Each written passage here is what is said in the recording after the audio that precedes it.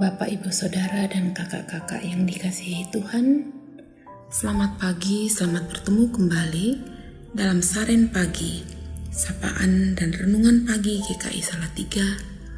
Hari ini, Selasa 18 Januari 2022, bersama saya, Penatua Desi Balo. Sebelum kita membaca firman Tuhan dan merenungkannya, mari kita menghadap Tuhan di dalam doa. Kita berdoa.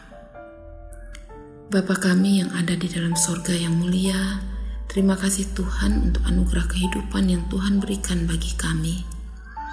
Pagi ini kami kembali mau membaca dan merenungkan firman Tuhan.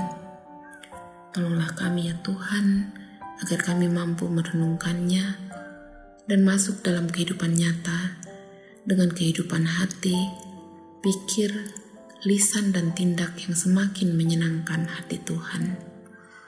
Di dalam nama Tuhan Yesus Kristus, kami bersyukur dan memohon penyertaan.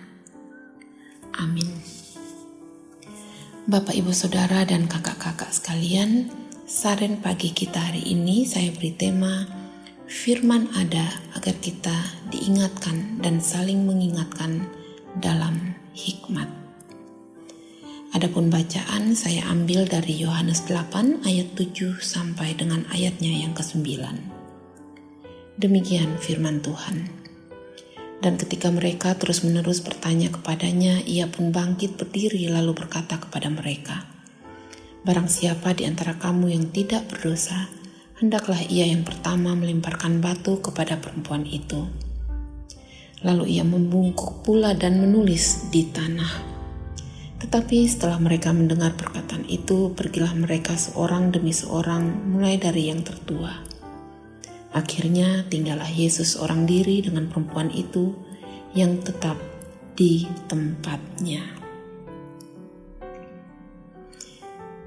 Bapak, Ibu, Saudara, hampir semua kita mengerti kisah di balik firman Tuhan ini. Dan firman ini begitu jelas mengingatkan kita untuk tidak menghakimi dan untuk sadar bahwa kita pun tidak lepas dari yang namanya dosa. Keberadaan kita yang beragam, latar belakang didikan dalam keluarga, karakter diri, kepekaan kita dalam membangun atau menjaga hubungan relasi satu dengan yang lain pun dalam standar dan level yang berbeda-beda. Hal-hal ini bahkan mungkin banyak hal lain yang sedang ikut Bapak, Ibu, Saudara, dan kakak-kakak simpulkan saat ini membuat bersinggungan di kehidupan nyata dalam melakukan banyak aktivitas sangat-sangat mungkin terjadi.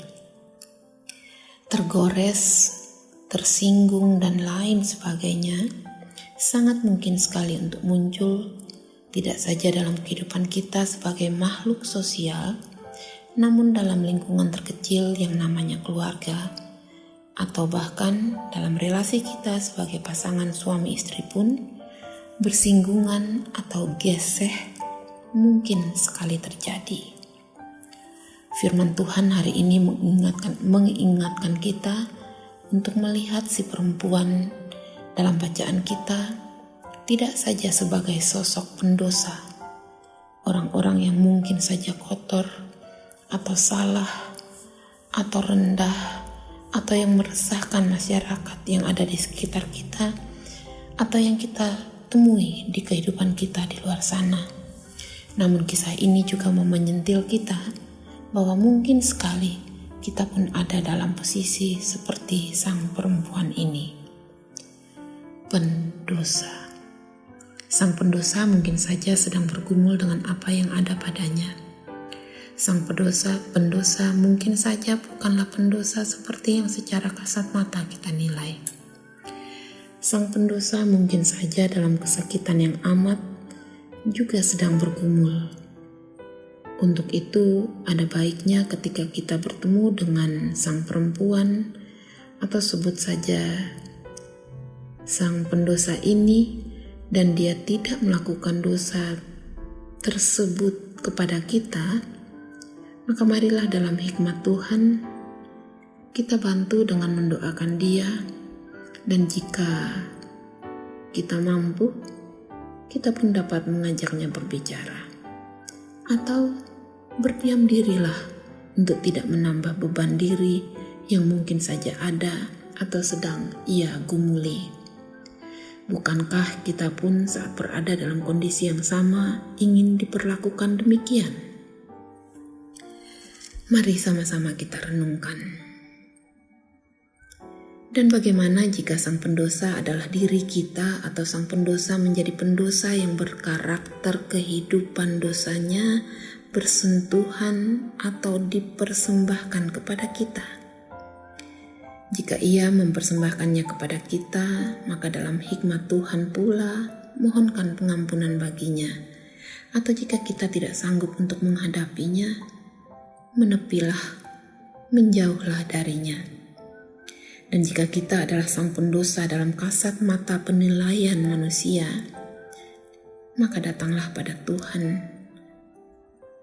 Telanjangilah diri kita di hadapannya. Berkomunikasilah dalam keterbukaan kepadanya. Ya Tuhan mau mendengar pergumulan kita dan akan mengangkat beban kita. Berserah dan dengarkan Dia.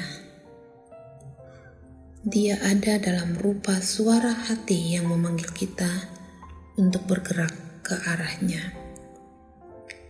Sama seperti si perempuan dalam akhir bacaan kita,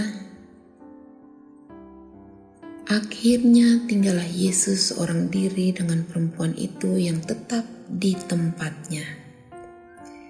Ia tetap di tempatnya bersama Yesus. Ia memilih itu. Beri dia kesempatan, sebagaimana Kristus memberinya kesempatan. Dan sebagaimana kita pun ingin dalam kondisi yang sama untuk diberi kesempatan. Mari kita berdoa. Terima kasih Tuhan untuk firman yang baru saja kami baca dan dengarkan, begitupun renungan yang ada. Kami terus mau mengucap syukur untuk setiap hal yang kami hadapi, kami temui dan yang kami gumulkan. Kami percaya Tuhan hadir memperlengkapi. Buat kami yang masih terus lemah ini, ya Tuhan, untuk terus mendengar dan mau dituntun, disertai, ditopang dan mau dipimpin dan diberkati, agar kami dimampukan untuk hidup berkenan dan lebih bijak lagi dalam menjalankannya. Di dalam nama Tuhan Yesus kami berdoa. Amin. Semangat pagi untuk kita semua. Tuhan Yesus memberkati.